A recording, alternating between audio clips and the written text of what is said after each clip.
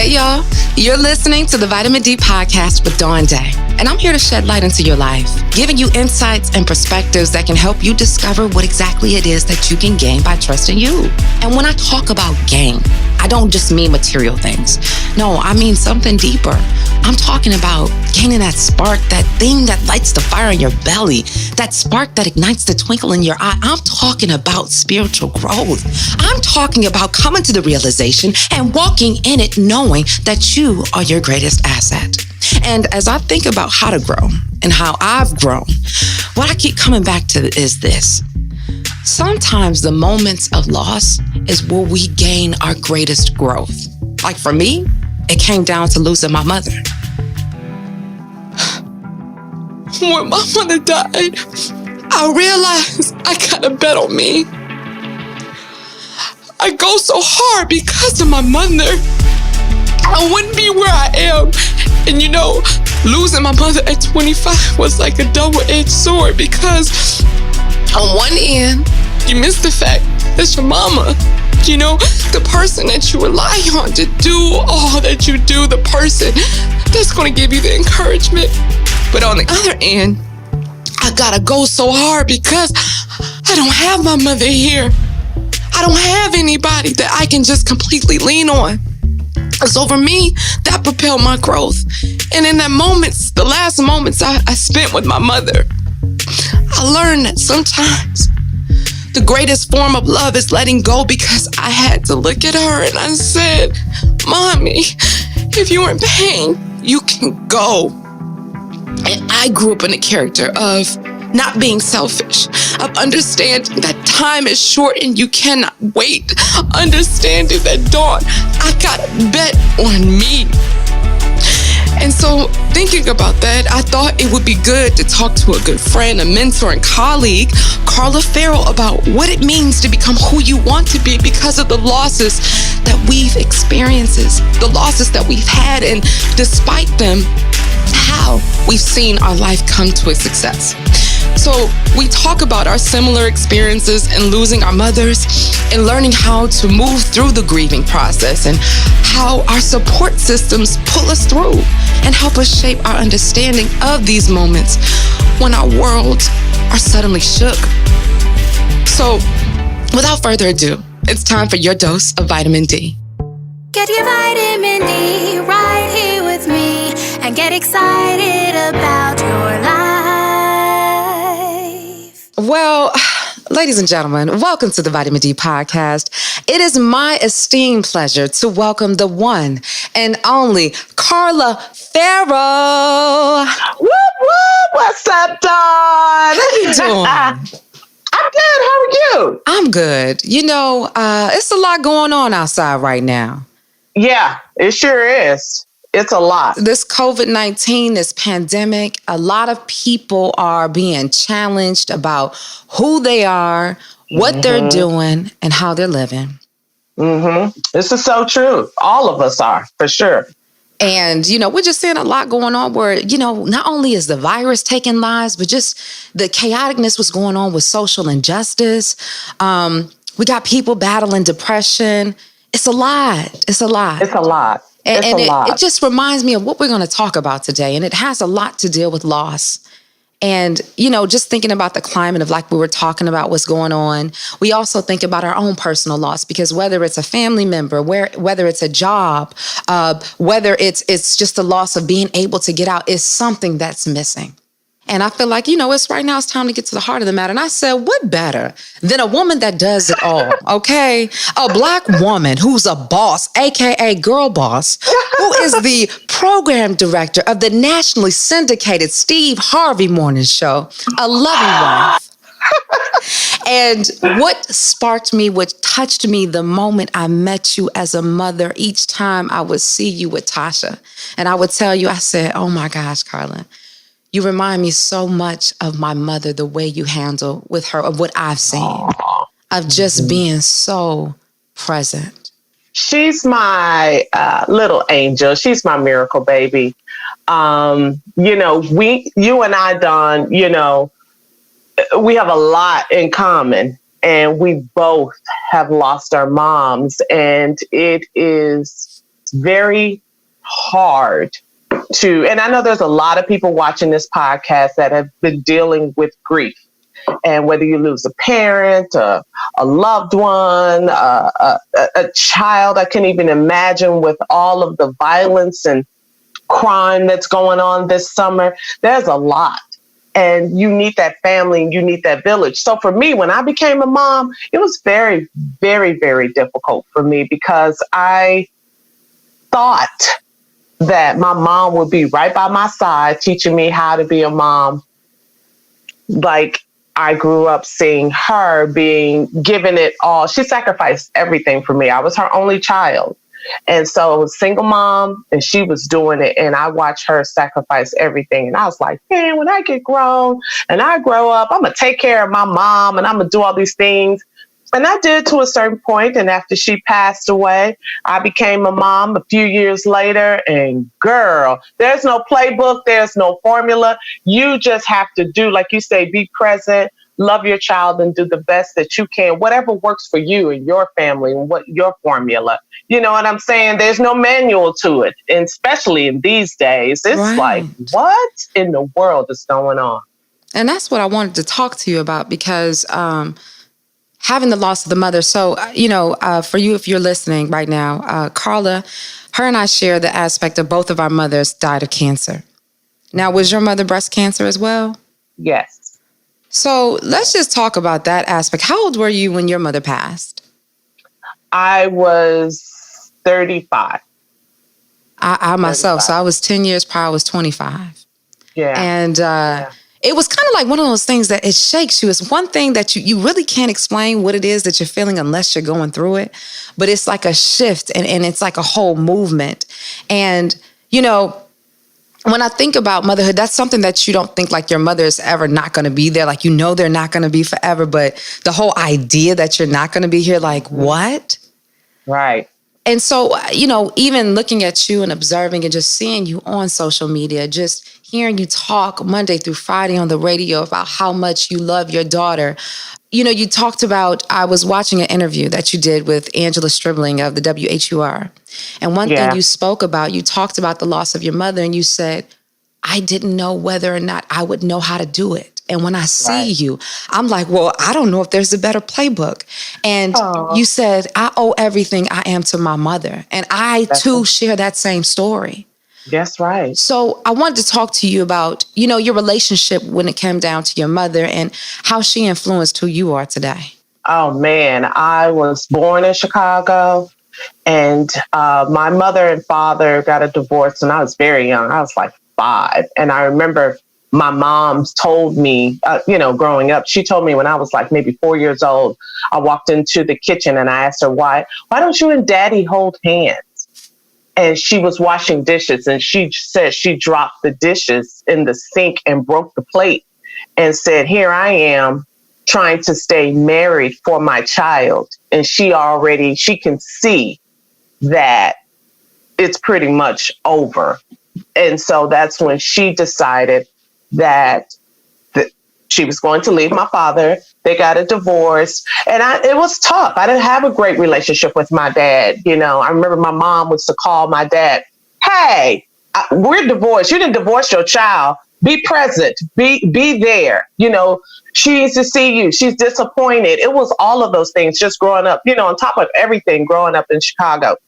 Well, my mother decided, my grandmother lived in Houston, and so her mother, and she decided we were going to move to Houston. Living in Chicago, it's tough. You're from Detroit. Living up north, it's a tough way of life. And so my mother said living down south would be a better lifestyle for us. And so she decided we were going to move to Houston, which I didn't want to do. I was like, no, I don't want to move. I don't want to leave Chicago. The shot?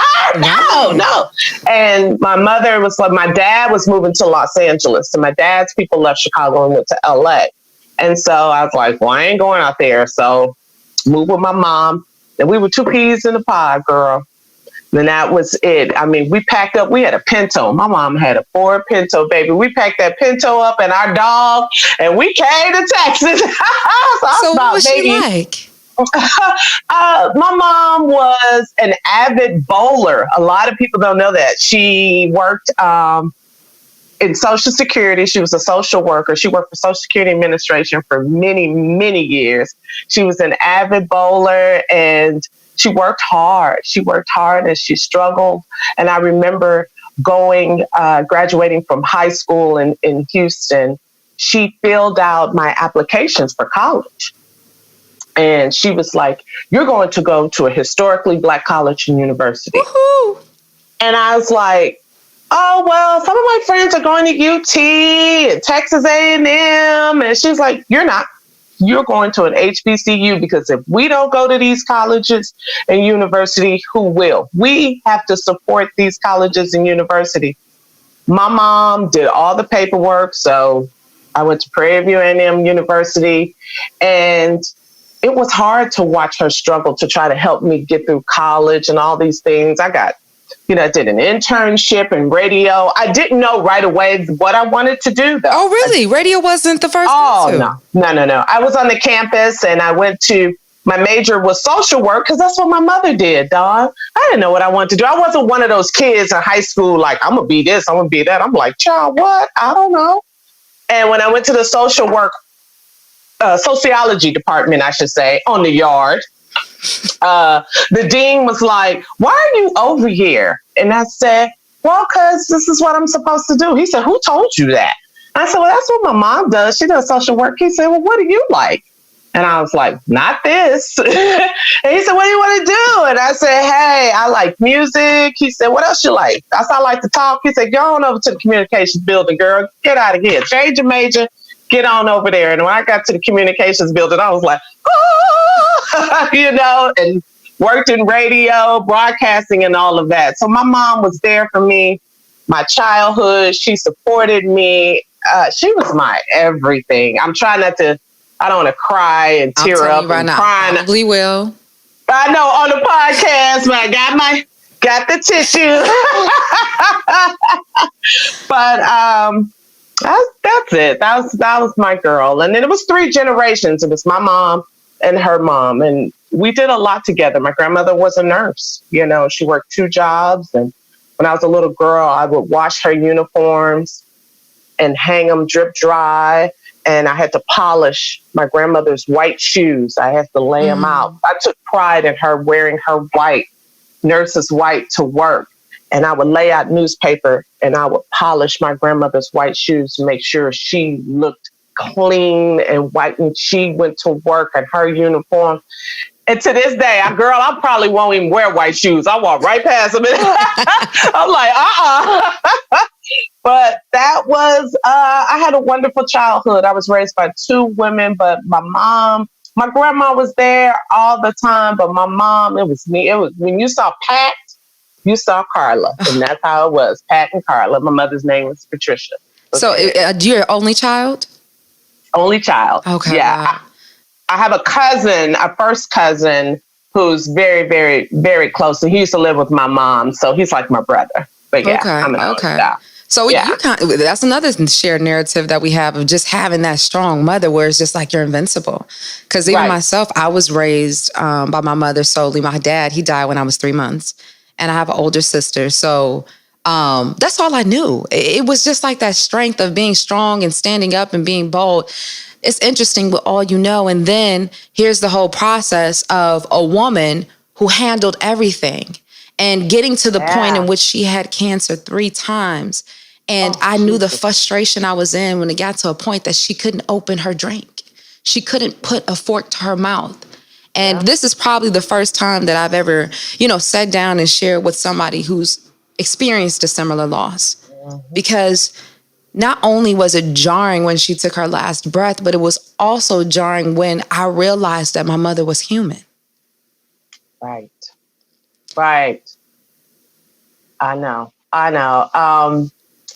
It was tough. I remember when my mother, I got a job offer to work radio in Chicago at WGCI. And that's one of the, biggest urban radio stations in the country. And my mom was recovering from cancer. She was actually in remission. And I had a horrible engagement. This man broke my heart. He ripped my heart up. just broke my heart. And I wanted to leave. I wanted to be away, but I didn't want to leave my mother. My mother's cancer was in remission. She was doing fine. And I was going back to a city where I was born, where I was from, and being able to work at a heritage radio station that I grew up listening to. Come on now. Hello. I get a chance to be the boss up in there. Let's go. My mother supported me, and she pulled me to the side and she said, I'm fine, but just know you take your heart with you wherever you are. Geography is geography. So if you're running from this man, just know in Chicago, you're going to still have to face and deal with these problems. And the reason why I'm jumping in to tell you that is because when I got to Chicago, my mom got sick again. And so I worked there as long as I could. And I begged the bosses that be, I have to get back down south. I got to get a job. And they said, we don't have anything for you. We don't have any jobs for you down south. Dawn, I would fly back and forth home every weekend from Chicago to Houston. My best friend would be right at that airport. She was right there picking me up so I can be, with my mother and help her fight. And I remember going to the hospital and talking to the doctors and the nurses. And I would walk up and down the hall and see all these people going through chemotherapy and dealing with radiation and dealing with the emotional part of cancer. And I asked the nurse, I said, why are so many people here by themselves? And she said, baby girl, there's so many people that they don't have family members that'll sit there with them while they take chemo and talk to them. I said, well, I'm going to go sit there with them. She said, okay. I said, what can I do? She said, take them crackers, take them juices. So whenever I would take my mother to get chemo, the nurses would have everything laid out for me. And I would go to every station and pull the curtain back. And I would sit there and watch The Price is Right and game shows and Young and the Restless with all these people. And they were like, that's so sweet of you to come in here. And I would sit there and watch the drip and watch the camera go, you okay? You mind if I go see Mr. Such and Such and Mrs. Such and Such? Sure, they're waiting on you. And I would go back and get juice and crackers just to help them with the nausea and all that. My mother, she was like, you don't have to do this. This is so, why do you feel the need to help all these people? I said, I got to do something. I can't let these people just feel like they're alone, in this. And it was hard. And I thought that my mama got it. Hey, she gonna beat this because I'm right there, with her. And finally, I got a job in New Orleans. And that was the closest they could get me, to Houston. And I accepted that job and loved the city. What's so ironic about New Orleans, my mother was born in New Orleans. Really? Yeah, that's what's so ironic. My grandmother was born in New Orleans, but they were raised in Chicago. So they didn't know much about New Orleans. They knew about the outskirts, but they didn't know much. So when I moved and, I met my husband, girl, I got me a man. Which is that's a victory too. Yeah. Oh, girl, yes. And he would come home with me to see about my mom. And it was hard, Dawn.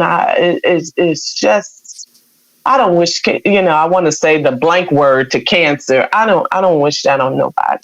So your mom passed when you were 35. Yep. Do you recall or remember how old you were when she got diagnosed the first time? Because then you said she went into remission. I was 25 when she was first diagnosed. 10 years. Like for myself, my mother first had cancer when I was 3 years old. I remember her standing there cutting off her hair. I didn't know. And my mother, just like how you were just talking about how strong she was, I didn't know how serious cancer was until she had it the third time. The second time I was in 8th grade, and I remember I was just doing things that were off, and I was president of student council. I was a leader at my school. Leader. Yeah. And when I told the teachers, I don't know if something happened with the test, and I was like, yeah, I just have a lot on my mind. My mom, she was diagnosed with cancer. And immediately, my 7th and 8th grade teachers, we went outside and we just started praying. And I was just like, okay, my mom's fine. Mind you, I was so conditioned that I didn't even realize that being with my mother and the fact of her hands turning black, and her hands are peeling. There are times that my mom would pull up at a light, or before we leave, she would put her head out the car, puke, and keep going. So when you talk about my pedigree and why, like, you know, I go so hard, because when you have a mother like that, you don't know any other kind of way. But something that I thought about, even what you said, how did you know? How did you know what to do? And how did you know cancer was as serious as it was? Because now, looking at me now, 10 years after the fact almost, I understand the severity of cancer. But a 25-year-old, how did you know? You know what? At 25, and I'll say this, there are a lot of myths, if you will, about breast cancer in Black women. You know, you thought that Black women, breast cancer, you didn't hear about it a lot like we do now. And I lost my mom to breast cancer, and that's why I'm a tireless breast cancer advocate, because of that. I didn't know. And like you said, Dawn, same thing. There were people that worked around me. Let's pray. And I would pray and everything, but I'd be like, child, you don't know Pat. You don't know Pat in my life. You don't know my mama ain't never been sick. She gonna be fine. It was that I had that same attitude. So when she went into remission the first time, I was like, boom, doctors don't know what they talking about. God, prayer, healing, God got this. Same thing. And then my mother got sick again, you know, and it was after I got married. I remember when I was planning my wedding, I'm revealing a lot to you now. So when I was engaged, I was pregnant. And I told my mom, and my mom was like, well, girl, you ain't going to be wobbling down the aisle now. So let's plan this wedding a little sooner than we anticipate. So I wanted a December wedding. I wanted Christmas. And my mother was like, no, we're going to do it in August because I'm going to be too sick. Oh, okay. So, okay. You see what I'm saying? Right, because she was already in Texas, and that's when you were in Louisiana. And that was the closest you can get to her. I got you. Right. So I would come home every weekend, just drive and see her. That was a 6-hour drive from New Orleans to Houston. It was nothing. So my mother was like, no, we're going to plan it in August because I'm going to be too sick in December. And I said, Mama, what are you talking about? You don't know when you're going to be sick. I'm going to have it in December. No, you're going to have it in August. It's too hot to get married in August in Houston. It's not happening. And so my mother-in-law at the time, my future mother-in-law to be, she said, when your mother wants to get married in August, that's when it's going to be. I was like, it's my day. It's not her day. It's my day. She said, we're doing what Pat wants to do. So I told my mama, okay, we'll pick a day. So she picked a day, August 21st. So I got married August 21st. Now, before I actually walked down the aisle, I had a very, very painful miscarriage. So I lost the baby. And I remember we were home the weekend and I was talking to my mom and I was in so much pain. And she ran out the bedroom and she called for my husband, Tosh. She was my fiance. And she said, she's in a lot of pain. And they took me to the doctor. And the doctor said, you know, you're losing the baby. You're going through that process right now. And so I looked at my mother and she got up and she held my hand. And I said, Mama, this sugar honey iced tea hurts. And she said, now you know what labor's going to feel like. I said, women do this every day? and she's like, yes. I was like, oh, So, you know, my mother was there through all of that. And then I got married. And then 3 months later in December, my mom passed. She knew. Were you there? I was in New Orleans. I was coming home to Houston. It was right before Christmas. My mother died on December 21st. Her birthday was December 6th. So she passed away 3 months after I got married. And all of my mother's friends and girlfriends, they all said, at your wedding, she told all of them that I can go now because that man loves my daughter and he gonna take care of her. And I ain't got nothing to worry about. And I didn't know that. They told me that after my mother's services and funeral and all that. And they said, she knows you're okay now. I was like, what? She told y'all all that? They said that's why she didn't want to get married in December. Because she said she didn't want people to feel sorry for her. And are you okay? How you doing? She didn't want the pity party. She didn't want all that. She just wanted to enjoy her daughter's wedding and have a good time. And we danced and we partied. That's how she wanted, to remember it. Yeah. Yeah. So yeah. even leading up, did you realize how sick she was before she passed? Towards like Thanksgiving, I did. I started because I went and talked to the doctors and they told me that. And my mother, she told me, she said, you're in denial about what's happening. And the doctor came in and they talked to me and I exploded on the doctor. I told this doctor off about what was happening with my mother. And it was an oncologist and she burst out crying because how I was like, you better figure it out with my mother. She cried. And I stood there and I watched this doctor cry. And my mother was in the hospital bed. And I looked at her and I said, I'm sorry. I didn't realize how harsh I was coming at her. And she said, I couldn't save my own father. My father just passed away from cancer. I want to save your mother. I couldn't even save my own father. And this doctor, this oncologist broke down crying. I had to hug her and hold her up.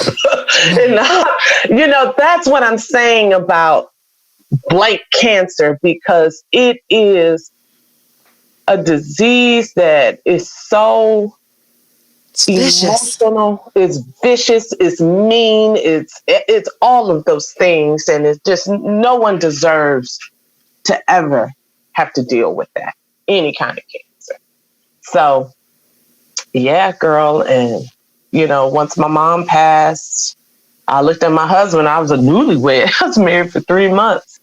And I just looked at him. I said, well, you're all I have now.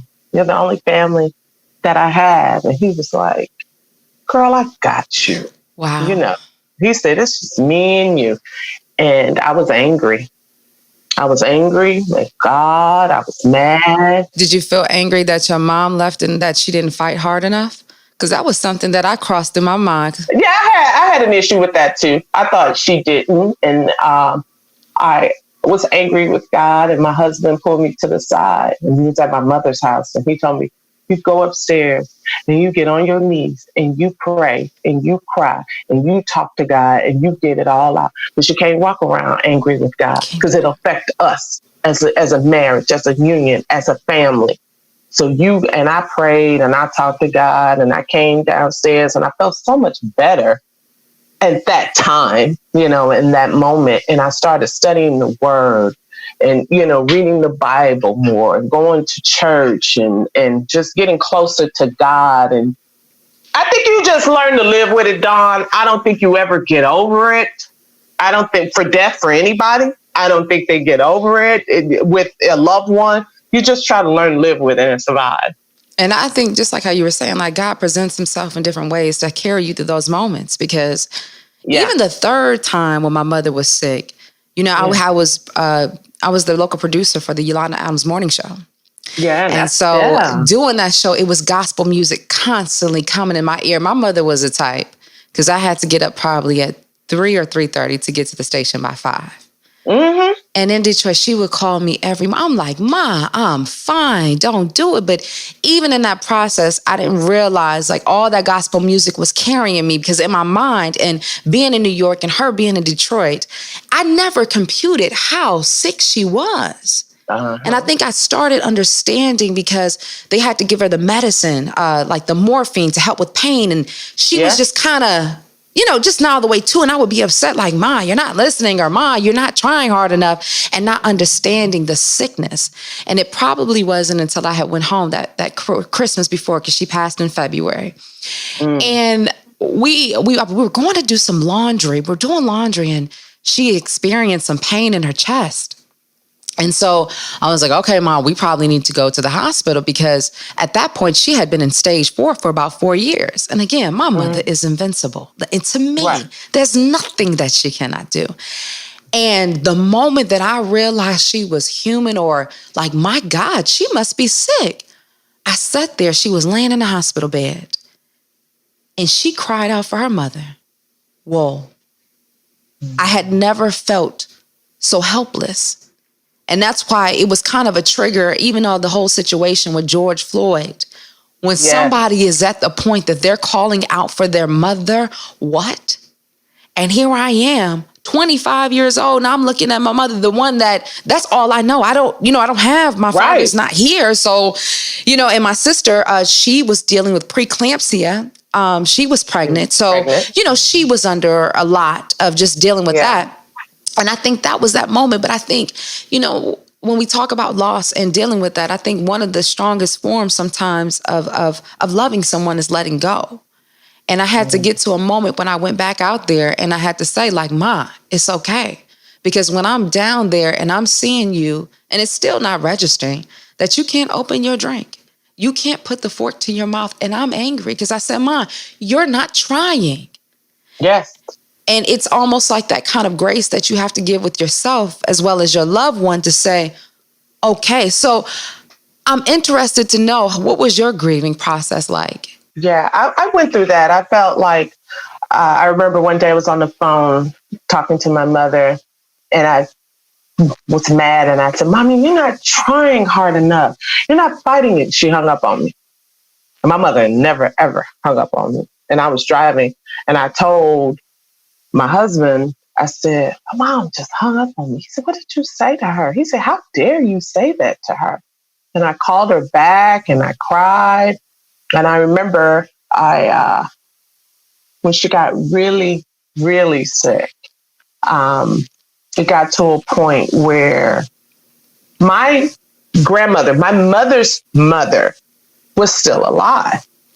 And she was watching her daughter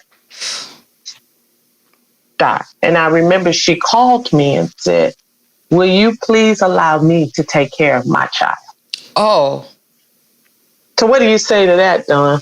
Because I was come to a point where I wanted maybe to move my mother to New Orleans. My job was there. My husband's job was there. And the doctors were advising me against it. They said, it's too much. You have to come here. Her doctors are here. And I said, you're right. And my grandmother called me and she said, I know that's your mother, but that is my firstborn child. Will you allow me to take care of my daughter? Now, my grandmother's a nurse. So I said, yes, ma'am. I would have never forgave myself telling my grandmother, no, you can't take care of your child. And we moved my mother to her mother's house. So I knew that my mother was being taken care of by her mother, who was a nurse. And my mother, when she passed, they told my best friend. They didn't want to tell me because I was at the airport getting ready to come there. And so my best friend called crying on the phone. I said, "Girl, what you crying for?" And she didn't say anything. And that's when I knew that my mom had passed. She couldn't say it. And I screamed. I was in the New Orleans airport. Now, this was 2004. So this was like shortly after 9/11. 9/11 was what, 2001? Mm-hmm. So you can't be screaming. You can't be going off in the airport. You know, they're like, hey, what? So it was these Black women. They pulled me to the side. Now, mind you, my mother-in-law worked in the New Orleans airport. And she wasn't there. She wasn't there that day. And they said, these Black women, they were older, and they took the phone out my hand. It was, flip phone back then. Took the phone out my hand, and they pulled me to the side, and people were boarding the plane and looking like, what's wrong with her? And they said, what happened, baby? What happened? And I told them, and I said, my mommy's gone. My mommy's gone. And they said, okay, we got to call somebody. And they said, who can we call? And I said, my husband. And they were looking in the, the flip phone, trying to find, what's his name? What's his name? And he had just dropped me off at the airport. And he turned around and came back. And he pulled up in the front. Every time I walk through the New Orleans airport, I get this feeling, this eerie feeling. And he pulled up, and those women sat there with me and held me until my husband came. And I flew home. He and I, at that time, he called his boss and said, I got to go with my wife. My mother-in-law passed. And I remember one of my girlfriends, her name is Natalie. She had lost her mother to sickle cell not too long before my mom passed. And I told my family, I want Natalie. I want to talk to her because she's the only one that knows what I'm going through right now. And Natalie drove and was at my grandmother's house and just waited, for me. And I saw my mom, and it was heartbreaking. It was, I couldn't believe it. I couldn't believe that had happened, that my mother was gone, because I didn't know what to do. And then across the hall, there's my grandmother's pastor. He's coming in. He's in the house. And I just sat on the floor and I said, how's my grandmother doing? Oh, right. Yeah. Because she had lost her daughter. Lost her baby. Yeah. She had lost her child and she couldn't even talk. So she pulled me to the side later and said, I was there when she took her first breath, and I was there when she took her last breath. And I think in that moment, that was for her. You know what I'm saying? I wasn't there. I wasn't there when my mother actually passed. So for her mother to be there, it took me a moment to look at it from her perspective, from her point of view. So I was like, well, I got to take care of my grandmother, and I did. My grandmother passed away 2 years later, but I was her daughter then, so it was like I got a second chance for a little while, and then I just think my grandmother just died of a broken heart too. Mm-hmm. She had 2 kids and my mother was her oldest daughter, and she wasn't the same. So did you find that even after your mom passed, did you have different fears or feeling like you don't know what to do? Because I know, I noticed different things. I don't know. I would love to have my mom at my wedding. That's not going to happen. Yeah. Just different moments of celebration. Milestones. Yeah. It's you want to be excited, but the first one you want to call is your mom, but your mom's not there. So I'm just curious, how did you transition? Because all that you've been able to accomplish and experience that loss, what was the fuel? How did you do it? What advice do you have? She's there. Your mother is there, Dawn. She, everything that you're going through, she's there. Everything that I went through, I had to know that she's there. I am so much like my mother. It is hilarious. People in my family go, oh, look at Pat, child. When they say they go, Pat, I mean, in my pictures, my daughter, she looks at pictures of my mom and she's like, Mom, you look just like grandma. I am so much like my mother. It is, I like to bowl, but not like she did. She was an avid bowler. My mother was almost a professional bowler. She was good. You walk to any bowling alley in Houston, if I say my mother's name, they say legend. Your mama was a legend. When at her funeral, those people stood up when they wanted to recognize that she was a bowler. She was a professional bowler, that she traveled. You should have saw. It was like bowlers from all over. They just stood up to, recognize and honor my mother. So that if you notice, back in January, it was Tasha's birthday. And she's like, Mom, I want to do a bowling party. So my family, we said, bowling, let's hit it. That's a part of good memories that I have in honoring my mother. I'm not going to tell you there's not a day that goes by that I don't think about her, that I don't miss her. She never got to meet her beautiful granddaughter. And it was so funny because when I got married and I had a wedding shower. I had a few wedding showers, but I had a wedding shower in New Orleans. And my friends threw my wedding shower at Lil Wayne's house. What? Wow. one of my pretty wedding epic. shows. That was crazy. My mother was at that because my mom was like, "Whose house is this? Why you got a jacuzzi in the living room?"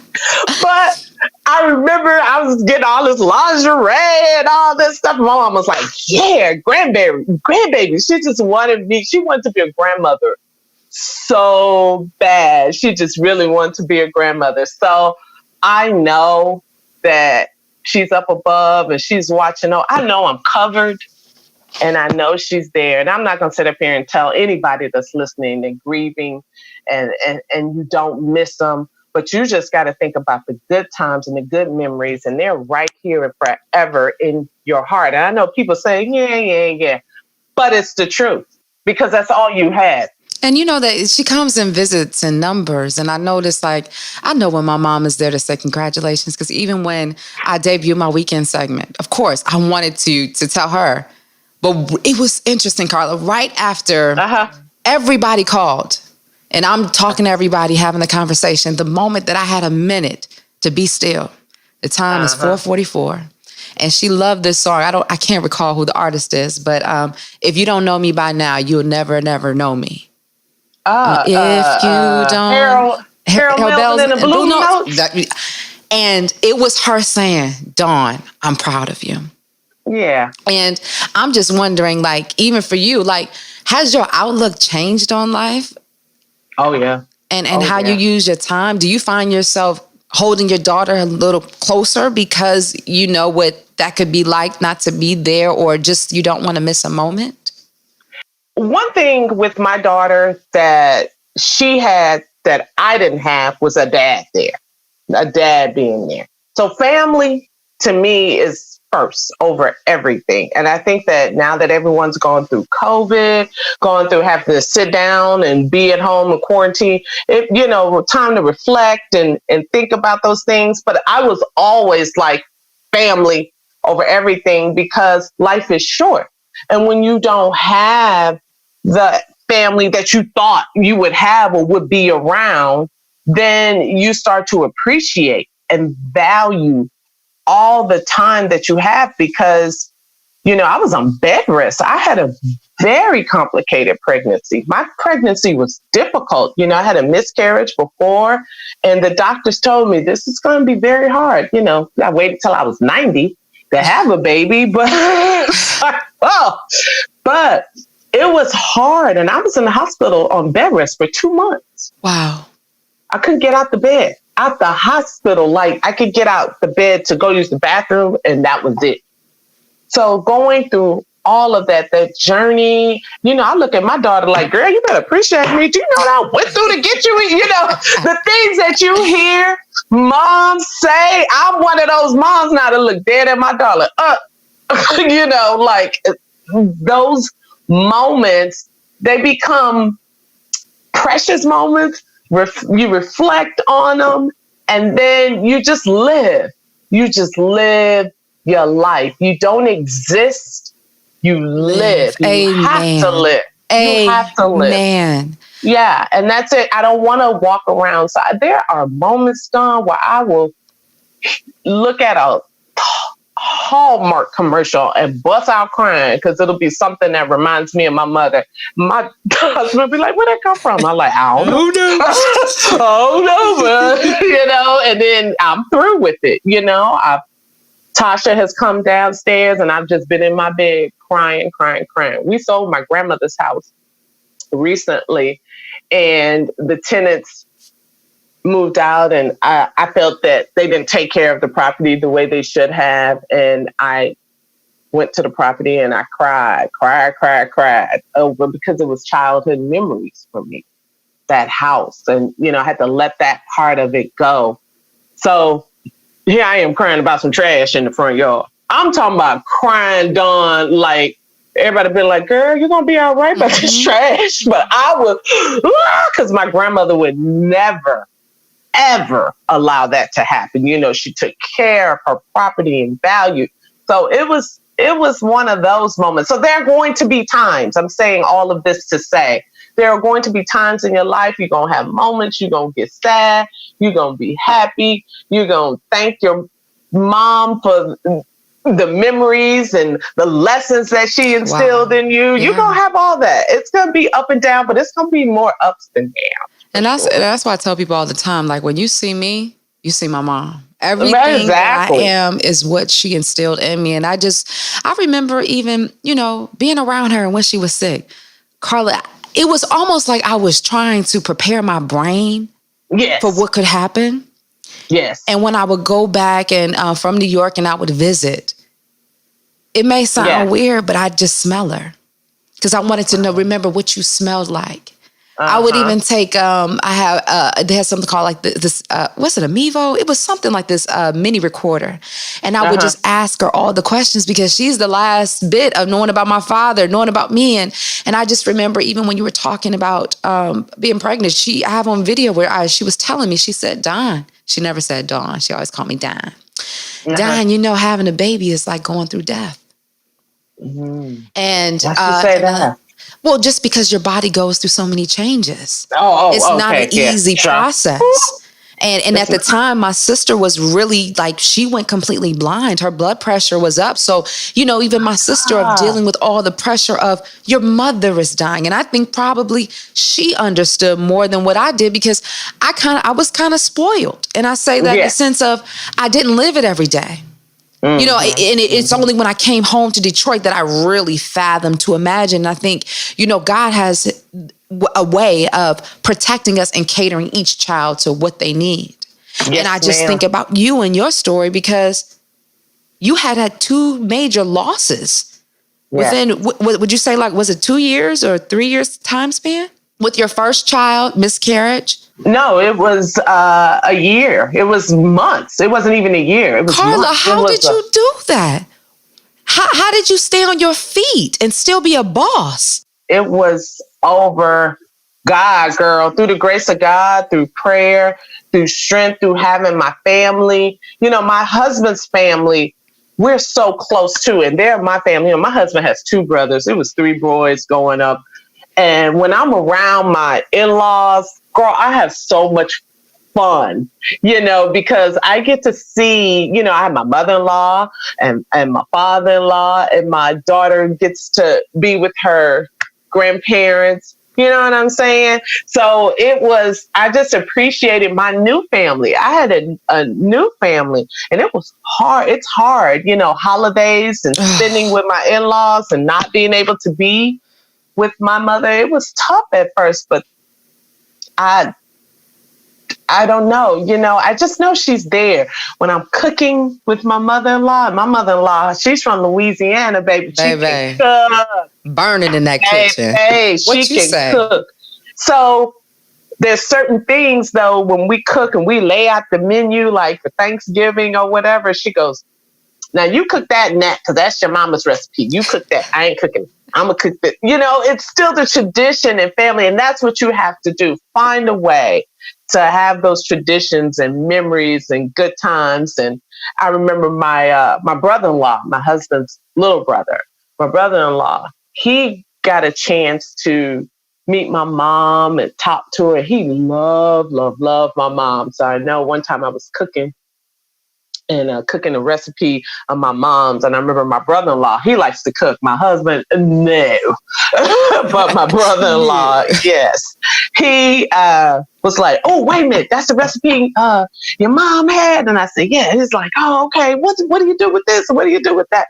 Just fun times, just memories. And just, you continue with that. And I don't know, for my daughter, I just try to be strong for her because it's so tough out there for us as a people, as a race. And I have to teach this little black girl of mine about black girl magic. Me and my husband make it a point to remind her where she comes from, who she comes from, her ancestors, her history, her culture, and not to mention her grandmother, her grandparents, her great-grandparents. It's a lot that you have to do with children. And you just want to show them that it's not all bad. It's not all sad. And that you hold on to these memories that your family is telling you about and these traditions. And, there's things that My daughter, she is the sweetest. And I know a lot of people kind of pump up their kids, but my daughter is very, very, you met her. She's a very She's a sweet star. little girl. And everybody likes her. Everybody loves Tasha. Kids want to be around her. I remember this little girl. She's white. She's a white little girl. And on her dance team, she pulled her name for Secret Santa last year, this past Christmas. And she got Tasha these gifts that Tasha wanted. And she said, well, I had to get it for Tasha. Everybody likes Tasha. Who doesn't like Tasha? And she said that her smile. Now, this is a girl who's 12, 13 years old saying this about another little girl, a little white girl. She said, Tasha's smile just makes you happy.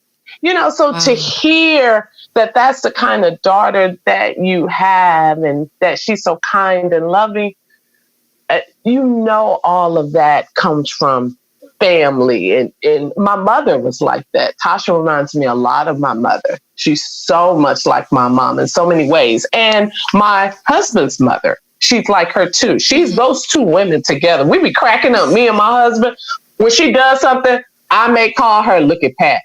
Or my mother-in-law, her name is Winnie. We'll say, look at Winnie. So you never know with these kids. They pull from all kind of genes. Right, and just sometimes you never know. Your mother just seeping in just to say, I'm right here.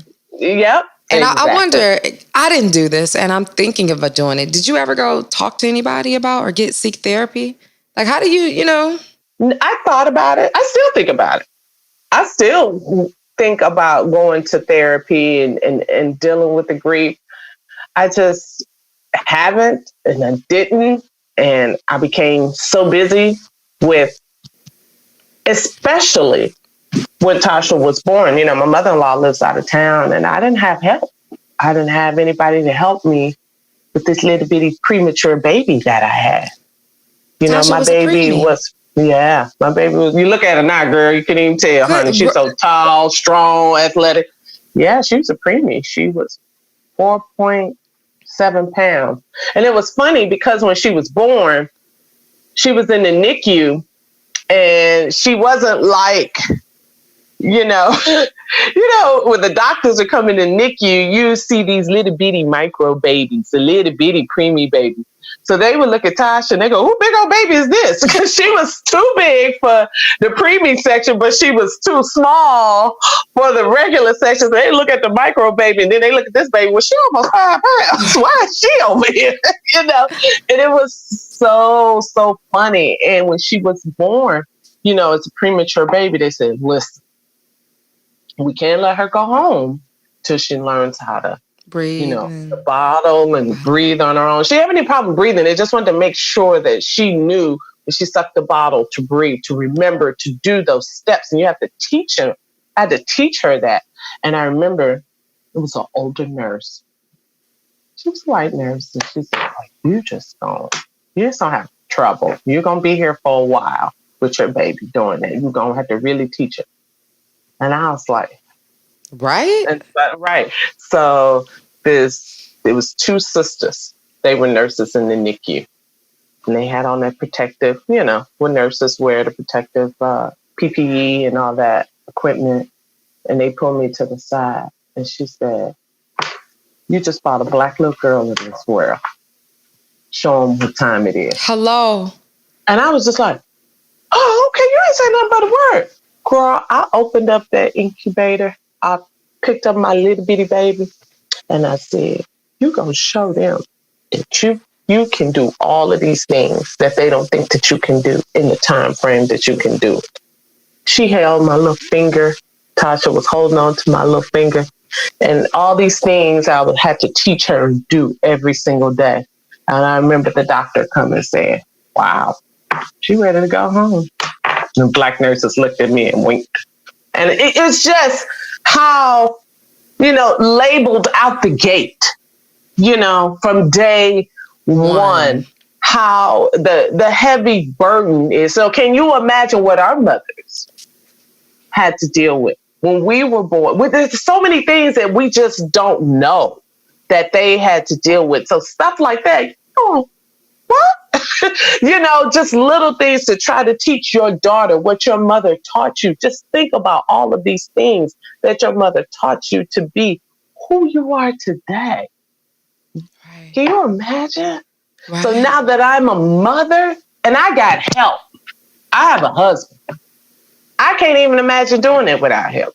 I salute single moms, single women every single day, because there's no way that I don't think that I could just be all that I am in raising a daughter, but they do it every single day, raising a child. Women do it more than one child. Mm-hmm. So we are so strong. Women are so strong, all races. I have friends that are of all backgrounds. But let me ask you this. Do you think there's a such thing as trying to be quote unquote too strong?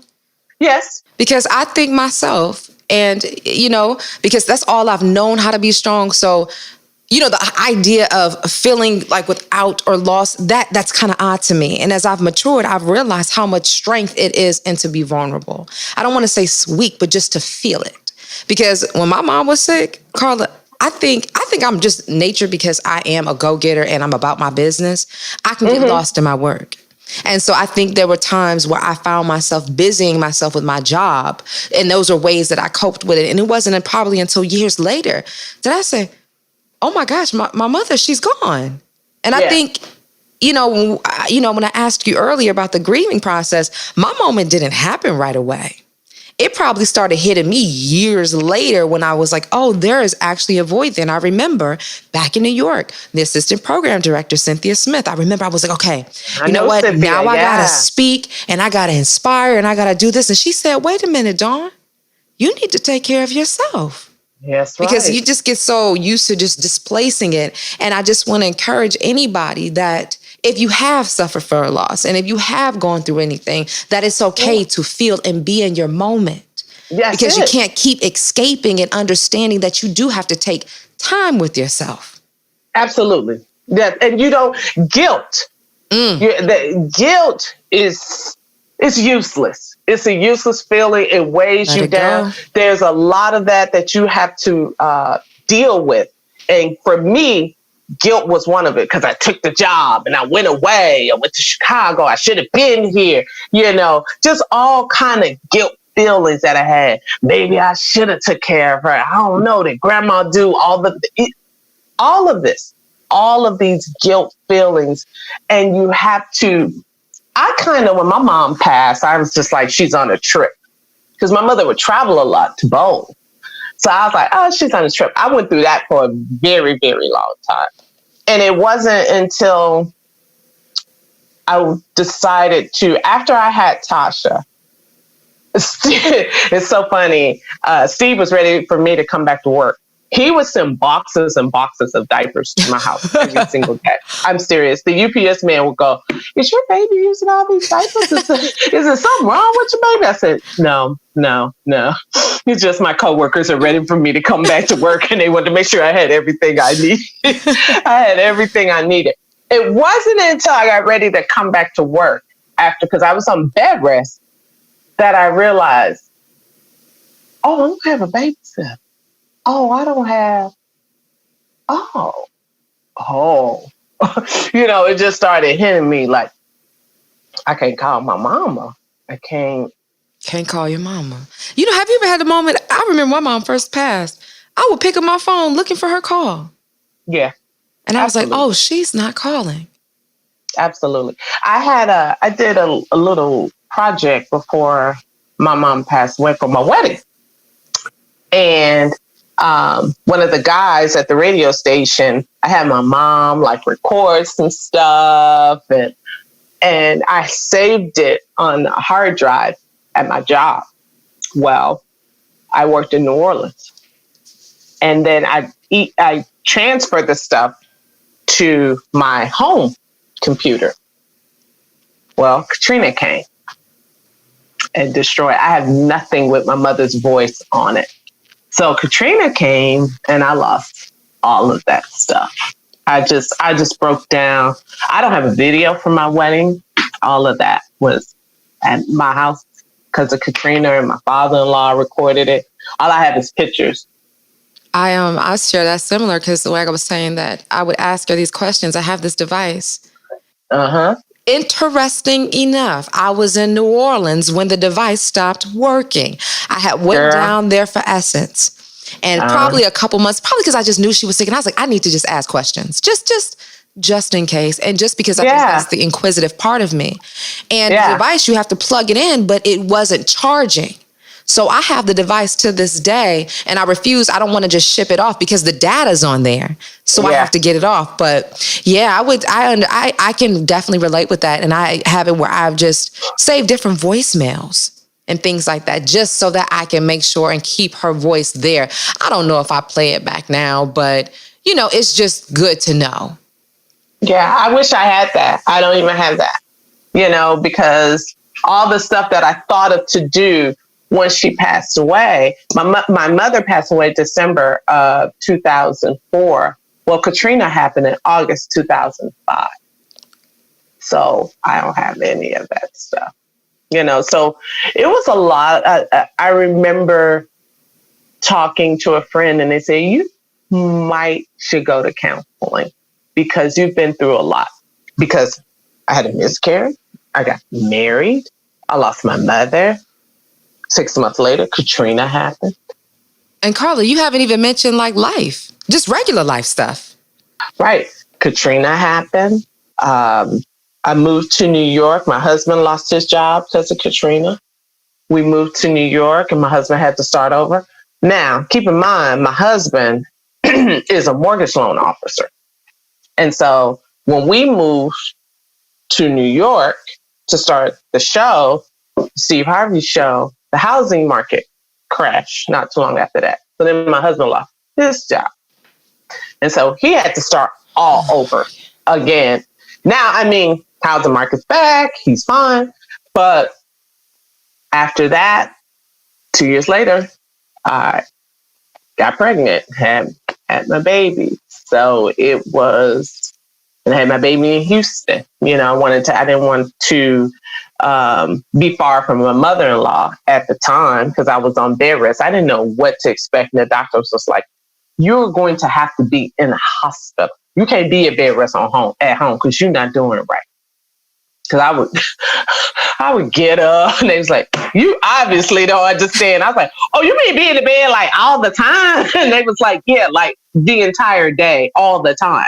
I was like, oh, I'm not doing that. And they was like, well, you're going to have to. And if you don't, we're going to put you in the hospital. And sure enough, I got up. My husband had taken me to the hospital because my baby Tasha was going into early labor. And they was like, nope, we're keeping you. And that was November. Wow. And I didn't get out. My daughter was born January 17th. Oh, so a good 2.5 months.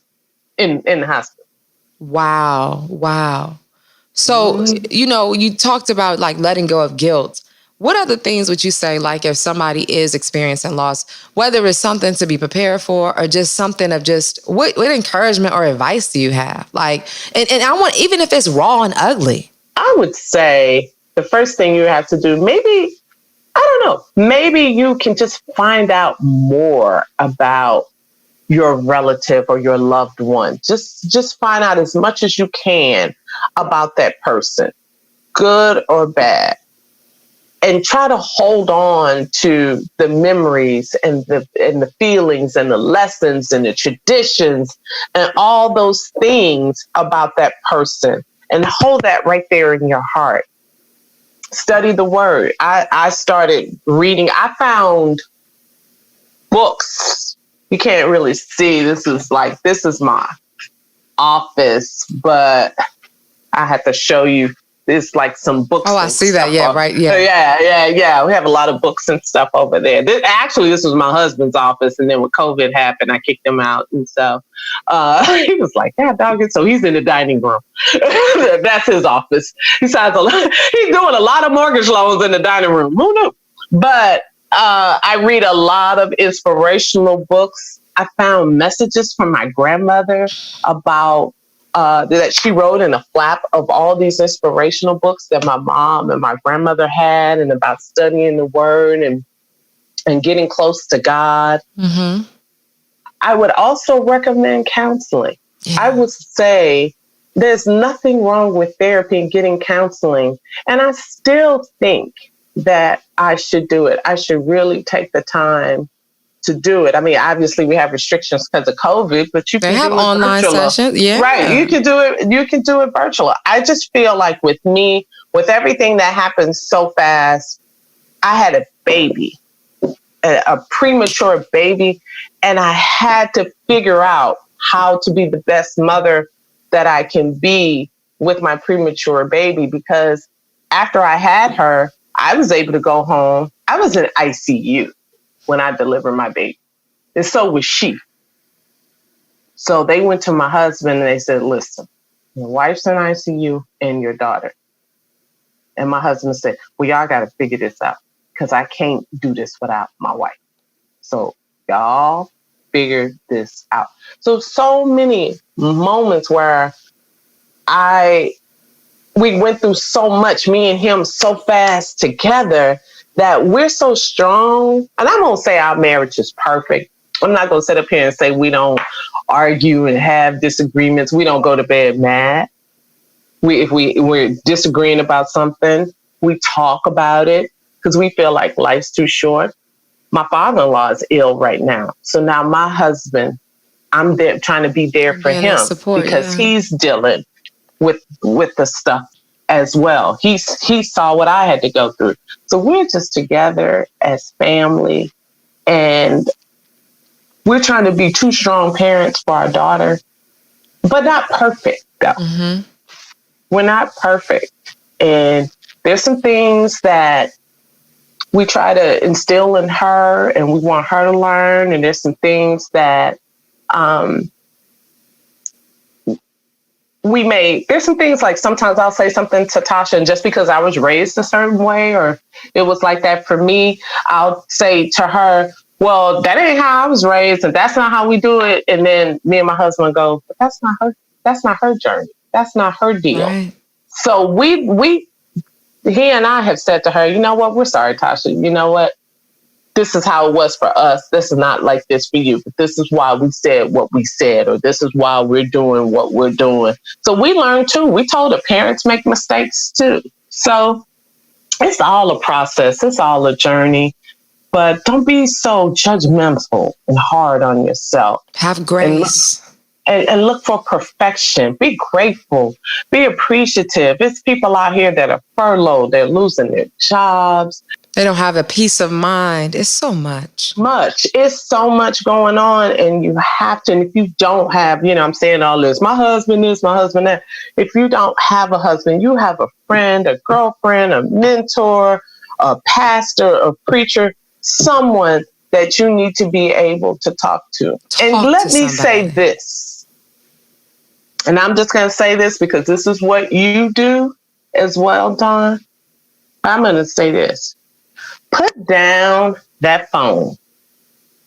Social media. Stop trying to live your life the way that other people live their lives, and you think that you're missing out on something. And so you're putting pressure on yourself to live like the Joneses or this celebrity or that celebrity, because you don't know their story. You don't know their journey either. So stop trying to have this look, if you will. That's a lot of pressure too. And a lot of celebrities, I feel like that's probably what they're dealing with and what they're going through, trying to keep up as well. And I just feel like sometimes when you go through a loss, it's just like for me, that the things that I feel like matters most now, that's what I pay attention to.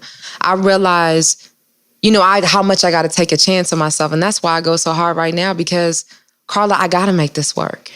Because that's why I wasn't with my mother. But you go too hard. Talk to me. You go hard, Dawn. And I want you to be able to smell the roses sometimes and just step back because it's not going anywhere. It's if you're in a race. We got you, girl. You are in a great position. You're a great talent. You are talented. You're creative. It's okay. There's no clock.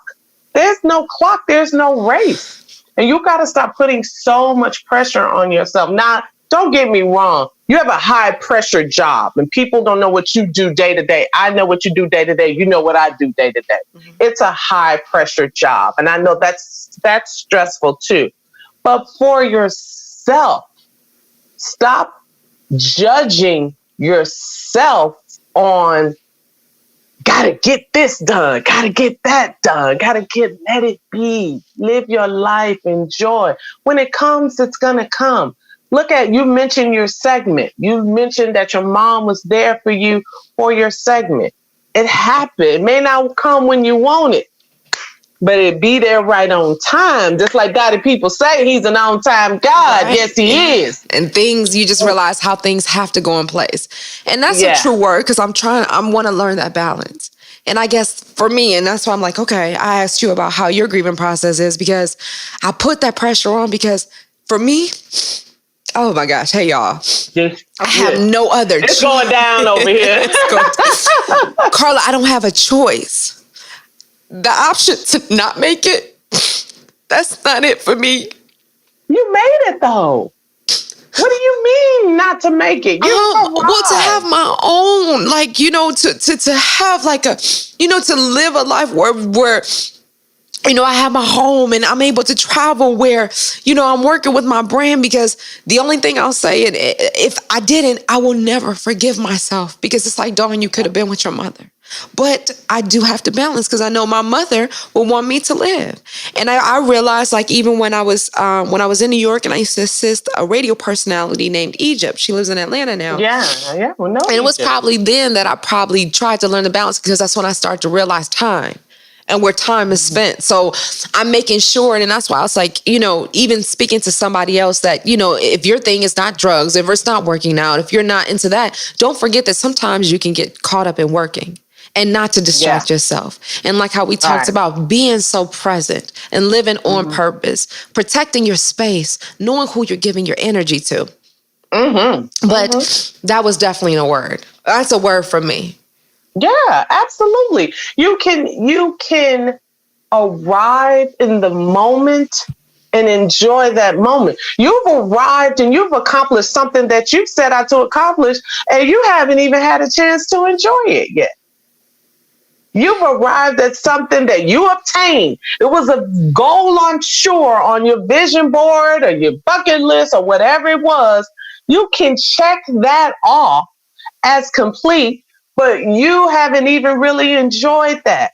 You're selling it and you're branding it, but celebrate that moment and don't feel bad about it. Right. Enjoy it and celebrate and say, okay, now that I've had that moment, let me look to see what's next. Not rush. Let me get to this now. I got that. That will bring about stress. Stress brings about chronic disease. Chronic disease brings about illness. And we just talked about how our mothers had chronic disease and had an illness. So it is an issue with us as Black women. It's an issue with us as Black men, but it's an issue with everybody. Stress will kill you. And the pressure that you put on yourself will bring the stress. And and you know, you and I, we talk a lot. And I'm just like, girl, child, please. Been there, saw that. Been like, to that. I ain't worried about that today. I'm good. I'd rather be at home, sitting on the couch, watching a movie with my kid or watching a movie. But Carl, that's easy for you to say. You've already traveled the world. But I'm saying, I'm saying I had to get to that point. But while I was in that moment, Dawn, I enjoyed it. I didn't pressure myself to say, oh, I got to get this. And if I don't get all these things, dang it. I didn't do that. I enjoyed the moment. What's next? If it comes, it comes. If it doesn't, it doesn't. It's not the end of the world. But you are a hustle. And there's nothing wrong with a hustle. I'm not saying don't hustle. But you got to find that balance between the hustle and taking the time out to, bad boy movies, woosah. You got to take woosah. Martin Lawrence, those years, woosah. You got to take that moment, because if you don't, you hustling for what? For nothing. For what? For nothing. Now you sick. You done hustled yourself into Well, sick. we ain't gonna speak that. No. No, and I just mean anybody. You hustled yourself into, and you go, dang, what was all that for? What was it for? You know? And I think that's what I happened to look at when I came out to LA. That was the moment. It's like, okay, Dawn, now it's time to be intentional with everything. Yeah. That is something that I am actively working and making sure, carving at that time and making sure how to put self first. Because, when I talk about vitamin D, and making deposits in your account, this is all about shedding light to everyone. And my name being a pun off of vitamin D and getting that from the sun. But another thing I talk about is your life bank account. And we have to take time. And even as you've spoken as a reminder of me, when we talk about our life bank account, just like you do have a checking account, what kind of deposits and what kind of liabilities are in your account? And here's the thing, whether that is the chase of, deposit, grind. You can't live like that. Because it's all about finding that balance. And that's one thing I think is so admirable that when I see you, because it's like you've had trauma in your life, and yet you can still balance to be a successful woman, a successful wife, an amazing mother, and still living out the dreams that you want. So I look at you and I say, wow. And then on top of all of that amazing stuff, you're a person and you're relatable. Yeah. And you can understand and you can empathize. So I appreciate you for that and be an example to me for that. Yeah, girl, it is my pleasure. I am here for you, for my sisters, my brothers. It's just, we're just out here. like my husband would say, just be 100. Just be real about it. just keep it 1,000 and be real about it and let folks know about the journey and what is going on and what is ahead. Because like I said, I just don't want to look up and say, where did it go? Yeah. What happened? I don't. I really, really don't. I want to be aware. I want to be present. I want to enjoy. We have to teach that to my daughter too, because kids are like that too. We lay stuff out. They do stuff. They hang. They be with their friends, and then they go, "What's next? I'm bored." You like, well, sit down and marinate a little bit. Hey, we just did. I'm bored, Mom. Then they pick up their phone and they on to the next thing. So we have to teach them the same thing, and we have to remind ourselves. I wonder where you get that from. You know what I mean? So, yeah, girl. But I love this vitamin D. I love that. You. It came to me when I lived in New York, and it was like, probably on the brink of when my mom did pass away. And it was something this guy came to me, because inspiring and motivating, that's just me. That's what I thrive on. That's what excites me. That is that's just threading of that. And it started out as I would use lyrics of popular music and I would intertwine into a motivational message. And even as you said, Dawn, smell the roses. It's almost been 10 years since I even birthed vitamin D. And now to see the transition of how it went through a process of metamorphosis to be a podcast on iHeart. Yeah. And I am sitting right now. I am talking to a program director of a nationally syndicated radio show. Like, thank you for investing in my dreams. Thank you for taking this time with me. No, really, like, this is my pleasure. Whatever you want, girl, I got you. You got next, honey. I love to sit back and watch who's next, that talent, that energy that you have, that experience, all of that you bring to the table. Girl, I'll be sitting back going, look at Dawn do her thing. Then I'll be like, whew, thank God she got next. And then you do it, you pay it for it. That's what it's all about, right? That's what we do. So how can we pay it forward and support you? I know that you do have various initiatives when it comes down to breast cancer awareness. Is there anything you want people to know, or any causes that you stand in the forefront that we can help support with? Well, as far as, breast cancer awareness, like you said, I am a tireless breast cancer advocate. I do a lot of things for different organizations of breast cancer awareness, whether it's an organization that is focused on making sure that people of low income neighborhoods have proper funding available for mammograms and self-test breast examination, whether it's an organization that's asking me to participate in a walk, whether it's research, whether it's talking to people regarding being a survivor, being a co-survivor. I've had the opportunity to go speak with the Black Caucus years ago in Washington, D.C. And this is when President Obama was in office. And I had an opportunity to talk along with doctors and oncologists and research and other community leaders about how important it is to keep funding available for women of color to make sure that they're taking care of themselves as far as healthcare. And because a lot of times with us, I think with the myth about breast cancer, we don't take the time to go to the doctor. And I think that's a problem that women have. You know, we take care of everybody else, the kids, the man, everybody else. And then we don't take the time to go to the doctor. So just all of these different initiatives that it's my pleasure, it's my honor, it's my obligation and duty to be a part of. So I'm a part of all of that. I have something that's coming up pretty soon, maybe next month in August, that I'm going to be a part of, I think. You know, it's like everything got shifted with COVID. So a lot of things, people are having to restructure things and do things virtually and online. So whatever it takes for us to keep continuing to get the word out, because of COVID, cancer ain't stopping. It ain't. You know, it ain't. So we got to make sure that, yes, we are safe from COVID, but we got to make sure that we are focused and bringing awareness about cancer and other chronic illnesses. And that's loving on self, that's eating right, that's working out, that's just saying, peace, be still. Yes, that's so it. Diet, nutrition, all of that. Yes. Okay. So I was wondering, where can folks follow you or find out more information? I know they can hear you Monday through Friday on the Steve Harvey Morning Show. But beyond that, how can they check you out? You can hit me up at Lips by Carla on Instagram, Twitter as well. And then on Facebook, Carla Ferrell. All caps. That's my fan page. Follow your girl. Lips by Carla Ferrell. Well, thank you so much for being with me today. Thank you for speaking life into me. Oh, thank you, Dawn. Thank you for having me. Look at vitamin D as a gift that keeps on giving. Girl, this was therapy for both of us. I know people listening to this podcast will be like, woo, child.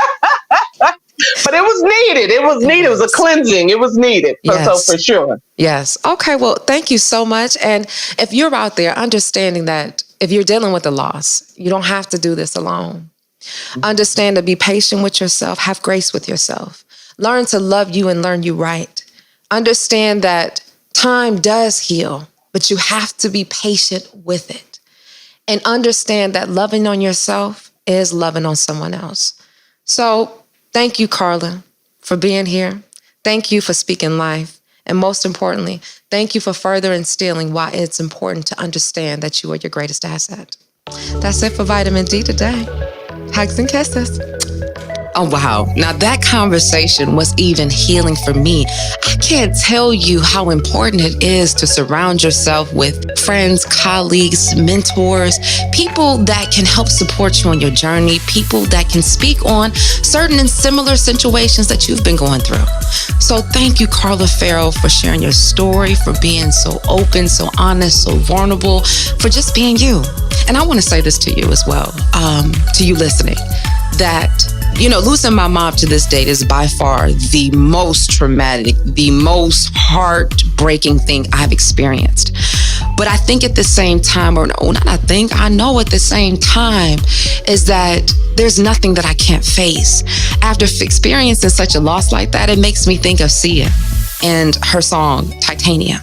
She says, I'm bulletproof, nothing to lose. Fire away, fire away. And that's what I feel. That's what I feel like the loss of my mother has given to me. There's nothing that I can't do. There's nothing that I won't do because I can't get that time back with my mother.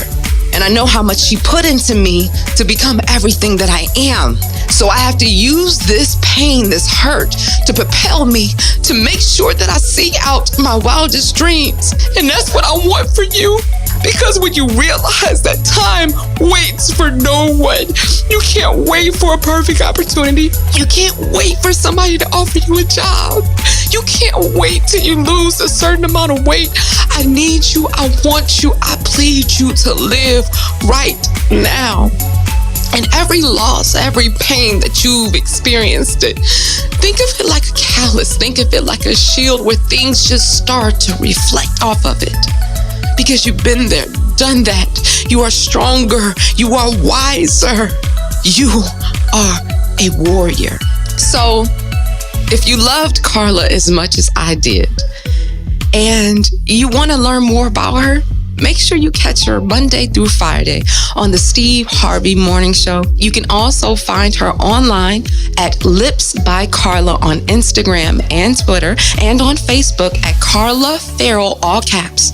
And as always, you can catch us where you get your podcasts every Monday on the iHeartRadio app or wherever you listen to your favorite podcasts for more inspiring conversations and insights. And if you're looking to get even more vitamin D in your life, you can also follow me at Dawn Dai Speaks on all social media. That's Dawn, DAI Speaks on all social media.